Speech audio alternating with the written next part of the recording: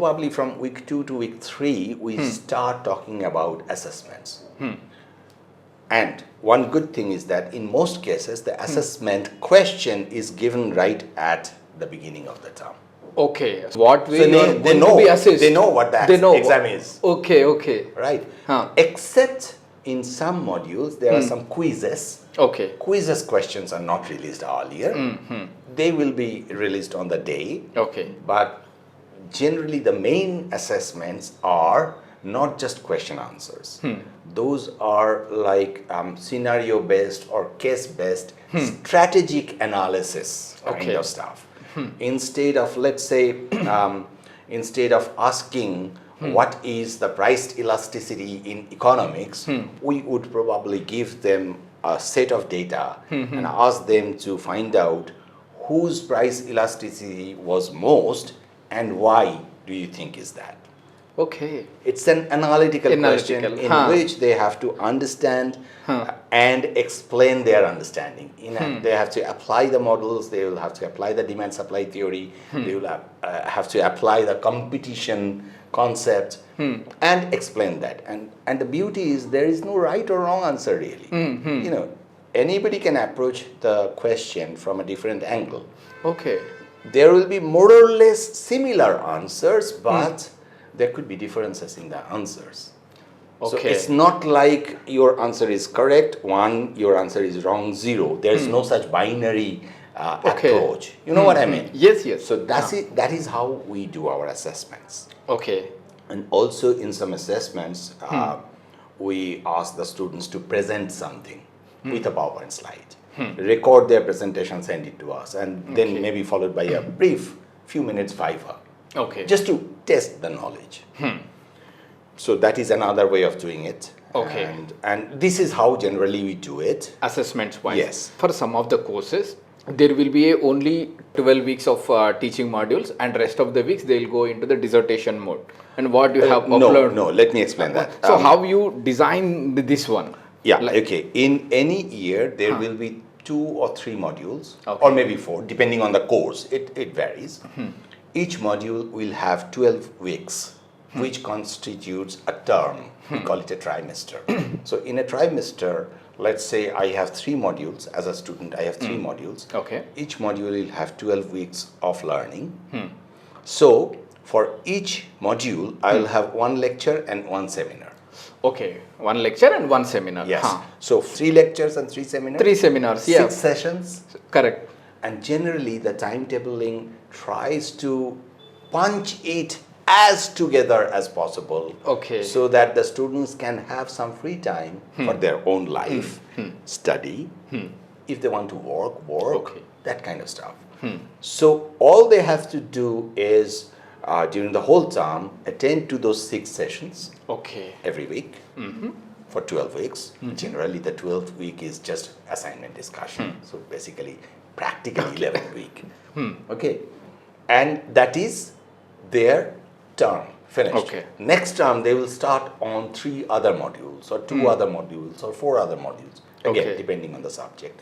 So depending on the design of the whole course, let's say masters in international business, there will be each term there will be some modules, and when this course is finished, they will probably have finished so many modules like 10 or 12 or 15, and each module will have a credit, either 15 credits or 30 credits. So the total credits will be added up, and that's it. Okay. Sir, as an international student, if a student wants to study an MBA program or want to pursue their masters in business management, they have a big confusion whether I have to opt for an international business or masters in business administration. Yes. How these 2 programs are different, whether it how it could be a different one in terms of course, assessments, and again teaching. How these 2 programs are different? In terms of assessment, the type will not vary that much really. It will be essay type questions, as I said, strategic questions which they will have to answer in 2,000 word or 3,000 word or 4,000 word essay.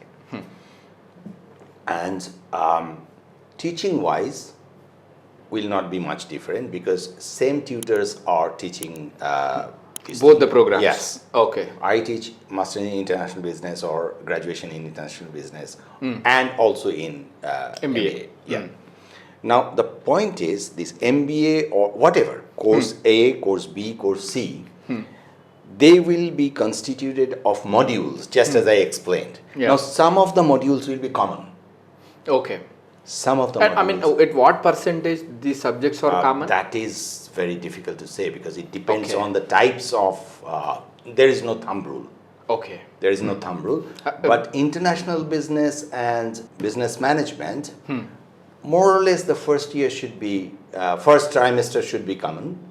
And then there will be depending on, look, there are many specializations. Yeah. Some are in travel and tourism. Some are in hospitality. Some is in marketing. Some is in data science. And so therefore, I cannot really give you a generalistic assessment as to how much is different. Okay. We will have to work on that.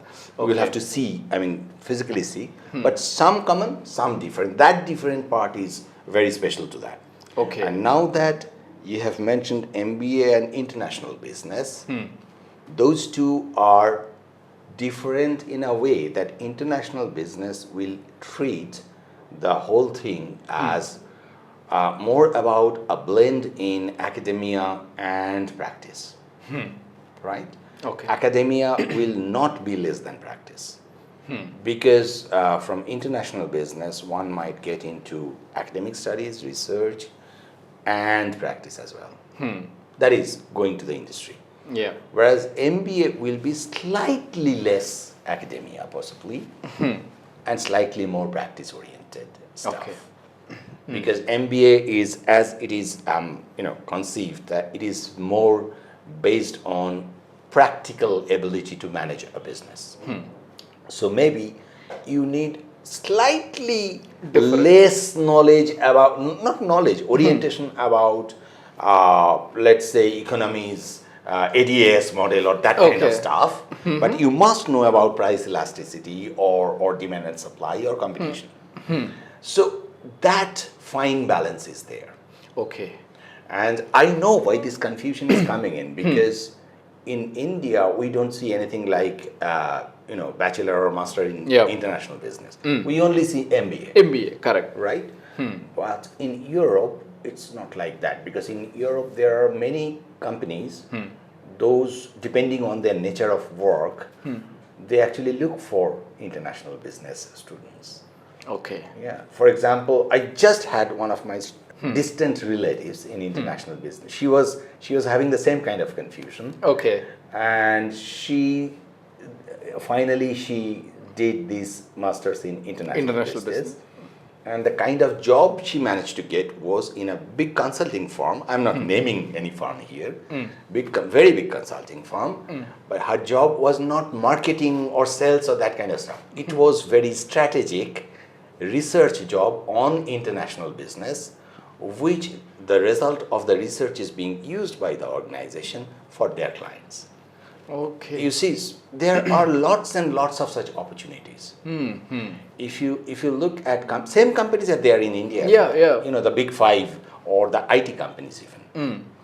Now, when they go into the industry and they serve their clients, then they will have to do not only like programming, they will have to do a lot of other business stuff.